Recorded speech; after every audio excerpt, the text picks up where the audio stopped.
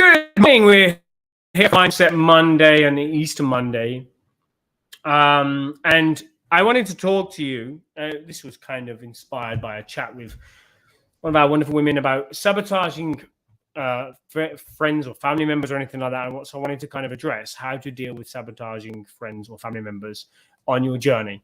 Now, embracing, the adventure of improving your body, losing weight is one of the best things you can do with your time. All right. Now, you've probably heard this sort of, especially during January, people use that beginning of the year to kind of an opportunity to start afresh with their lives, like COVID's affected us, whatever, I'm going to do this, and this. Many are going to join a gym in these periods. But basically, we know what we need to do. The motivation wanes. Our lives often, are difficult, and sometimes, especially in the pursuit of health, our family members don't support us, or family members do not support us, or give us the support that we feel we deserve. Right? There is only so much amount of motivation that you effectively have, and obviously, having those sort of support circles around you is massive when it comes to achieving what you need. Right? Whether it's from us, whether it's from your partner, etc., etc. So when somebody else comes in and they're a friend or a family member, whether you like them, love them or not, it can affect you, right? Especially if they're supportive or the contrary, trying to pull you down. All right? A little thought, a little text from a family member, your partner going, I'm really proud of you, of what you're able to been doing. You've hit that stone milestone now. You've hit that stone mark. Fantastic, amazing work. How nice is that? And on the flip side, how nice is it? How crap is it to receive somebody going, I don't know, something like, oh, you've only lost a couple of pounds. I thought it would have been more by now. Something, just kind of backhanded like that. What we seek and what we believe we need is the support of our family members and our closest friends. It's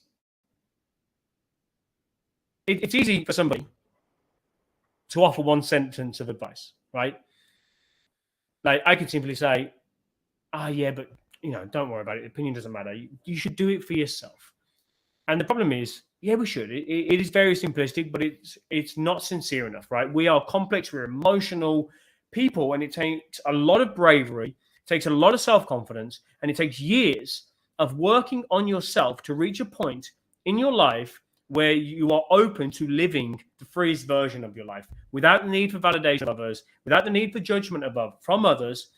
And it's especially tougher, to be free from those bounds, like when those opinions, those comments are thoughts from our family members or people, our best friends, right? So I want to talk about, if you're struggling to receive the appropriate support from a loved one, or you have an encounter with a friend that's particularly negative family member, let's understand that. Let's talk about that, right? Firstly, understand why you're doing what you're doing. Right? The first step in dealing with this particular dilemma is understanding how important is it to you to look after your body and to continue on this journey to the version of you that you want to be. How important is that? Because the biggest motivation to care for your body is to understand what it would mean to not care for your body. All right? Does it mean losing your breath at the top of the stairs? Does it mean every time you get up, you're aching, you're going, ah? Does it mean not being able to play with grandchildren? Does it mean risk of catching an illness, disease, COVID? Does it mean looking in the mirror and despising what you see looked back? All right? Does it mean that you have a poorer quality of life and potentially die younger? There is irrefutable evidence that staying fit and healthy, specifically at an ideal weight for you, moving your body, eating well, improves your mental, physical health as you age gracefully, right? The important thing to remember is that your fitness, your nutrition, to a massive degree, is within your control. Ultimately, we can be whoever we want to be. we say, be your superhero self, superwoman self. That is effectively our tagline. All right. If you offered anybody in this planet the chance to be able to instantly have whatever body they desire, they'd snap it up in a heartbeat. And the problem is, rarely do people want to put in the effort to make that happen. Your body is the most valuable tool that you will ever have, and you only get one of them, right? We are carrying this meat wagon around for our lives. So you look after it. You should look after it. You should make sure it's clean and tidy. You basically, you do that with your car. You make sure it doesn't break down, obviously, because if it does break down, it's an inconvenience, a flat tire, whatever. Or you haven't got it MOT'd or serviced for a while. Same with us. If we're ill, we have to go to the hospital or whatever. It's a massive inconvenience. It's stressful. It's scary sometimes. Why do we do this with our car? Why do we maintain our car, but sometimes don't maintain our health? Right? It's important to us. It's valuable to us. So why do we not put more emphasis on looking after ourselves? The older we get, the more damage is done. All right, especially if you're not particularly looking after yourself well. Therefore, it is harder to repair the damage that has happened. Say you've been overweight for 10 years. It's harder to repair that damage of being overweight for 10 years than it would have been if you would have started, been overweight for 5 years. You've had an extra 5 years of being overweight. Ultimately, if we're still kind of talking about this same vein of, not looking after yourself. If you don't, then eventually you're going to reach a point where your body's beyond repair. That moment, you're going to look back and go, I regret the chances that I had to look after it. So ask yourself, who are you doing this for? Whenever you feel under pressure to explain yourself, ask yourself, am I wanting to get healthier, fitter, more happier in my skin for other people? Or am I doing it for myself? Ultimately, the answer should be for yourself, right? You should be on this journey to improve your life, to make yourself happy. It is far too short a life to be worrying about what other people think, what other people's comments are. Now, a good exercise here to do, I recommend, is review the situation from an outside perspective, a fly on the wall, if you will. Imagine you're a close friend and you're advising them of the same problem. What would you tell them? Instead of trying to rationalize with yourself why a particular family member would be pressurizing you into not spending enough time with them, or making sure that you eat crap with them, instead of you making sure that you're actively making time for yourself and searching out for nice type foods, it's important to you, switch it around and imagine that friend, right? Imagine the following. Friend comes to you, explains, they've been working really hard to lose weight, right? They want to get fit and healthy. They lost some weight and they're feeling great about themselves. But you see, there's a sort of, they're slightly disengaged, a bit of sadness in them, right? Hey, you go, what's going on? What's going on? You're talking about all this stuff, but it doesn't match your actions. You feel a bit sad. They're like, oh, well, I'm doing great, but my partner hasn't complimented me. And actually, my partner thinks that I should just quit going to the gym or quit exercising, and stop it all, really.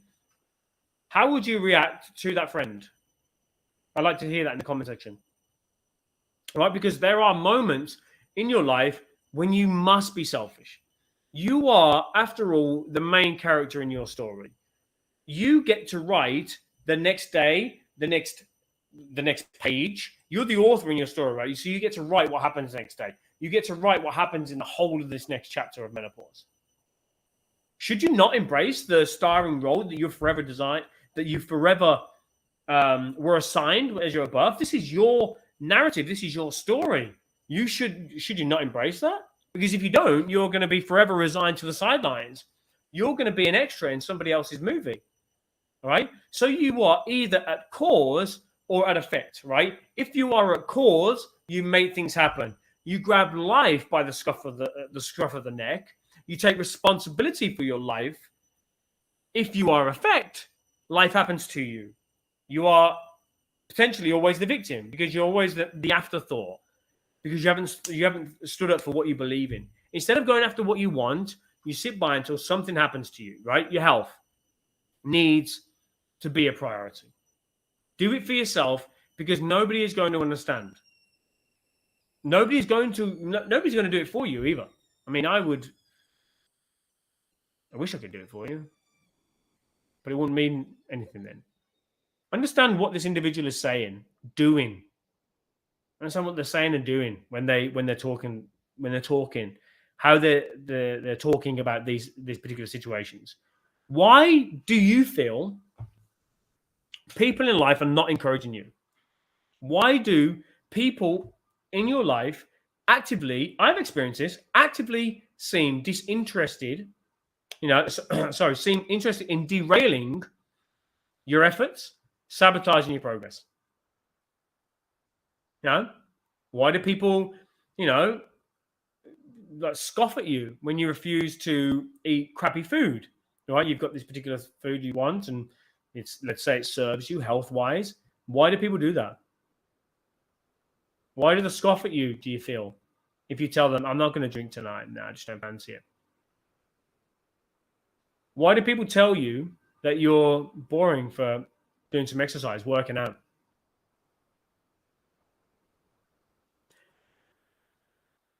It's important to understand, in my opinion, these people they're being selfish, right? But it's more important to understand that their selfishness is not coming from a desire to hurt you, right? Whenever somebody acts, no matter how wrong or odd it may seem, they act, in my opinion, I approach this from a stoic philosophy. They act with the best possible intention based on their own internal representations of that viewpoint, right? So, with regards to family members who sabotage your fitness goals, their judgment and actions are clouded by their insecurity often, their fear, and they're simply not knowing any better than they currently do. We all have this natural defense mechanism to not be alone and to not lose those that we care for. All right. So while it might seem selfish in nature, that really pissed me off, man. Like this person said this, and this. Take a step back because it seems selfish, but probably they have a deep insecurity that you are getting better. You're getting better, which normally means, A, to them anyway, you're better than them. B, you may leave because you are better than them. So this insecurity and this fear are just linked in many ways, right? Not only is this family member or friend subconsciously afraid for themselves that you leave, but also getting better is a reflection of how afraid they are of who they are. They lack the discipline and control to do what you're doing, and that scares them. It makes them feel vulnerable, and it shows. A lot of people hate successful people. If you look at Elon Musk, Jeff Bezos, and Apple and stuff like that, people will put them down.